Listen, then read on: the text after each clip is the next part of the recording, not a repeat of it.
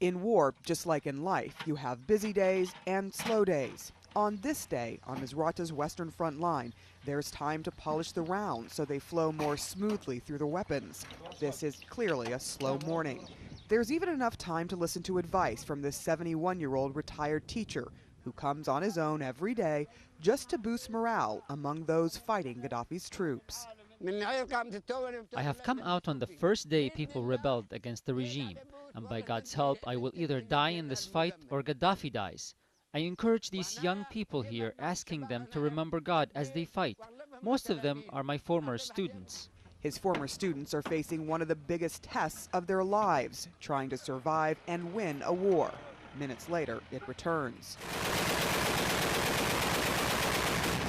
The armed forces here, the rebels, are saying we have to move out, we've got to get out of the way. There's been quite a bit of firing from this side, and they haven't yet gotten any of the mortars from the other side, so it's bound to come. Roll. And it does. Okay, we've just heard what is incoming, so we had to run. I was standing near a bunker. We had to run inside, and we're hopefully going to be able to take cover here. You know, it's so quiet for so long, and then all of a sudden it comes in. It is not what you might think. It's not constant firing and constant return. There are lots of lulls, and it gives you a false sense of security, and then suddenly, boom, you got to get and take cover. Everyone here knows death comes fast, even on a slow day.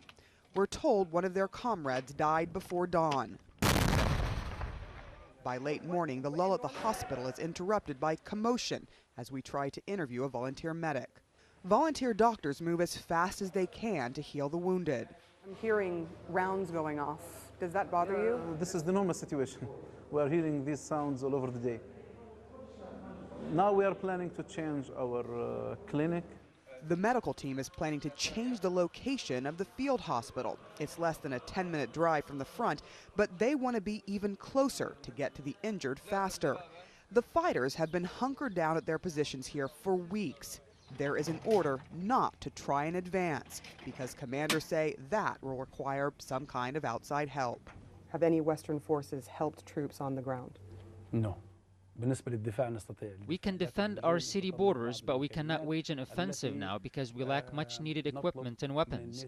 Despite our requests, NATO has not supplied us with any assistance on the ground. No equipment, machinery, logistics, or weapons. We lack simple yet effective items, even military binoculars. For now, fighters peer through the equipment they do have, hoping their enemy hasn't inched any closer, at least until they have the right amount of firepower to push them back.